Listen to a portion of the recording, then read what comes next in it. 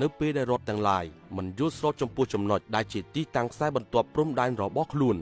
នៅពេលដែលរដ្ឋទាំងឡាយតវ៉ាអំពីដែនកោះឬដែនសមុទ្រនៅពេលដែលរដ្ឋមួយចាត់ទុកថារដ្ឋមួយទៀតបានរំលោភលើសន្ធិសញ្ញាមួយឬវិធានផ្សេងទៀតនៃច្បាប់អន្តរជាតិហើយនៅពេលអង្គការសហប្រជាជាតិឬស្ថាប័នរបស់ខ្លួនណាមួយត្រូវការយោបល់លើបញ្ហាច្បាប់អ្វីមួយពួកគេទាំងនោះអាចមករកការដោះស្រាយតាមតុលាការយុត្តិធម៌អន្តរជាតិបាន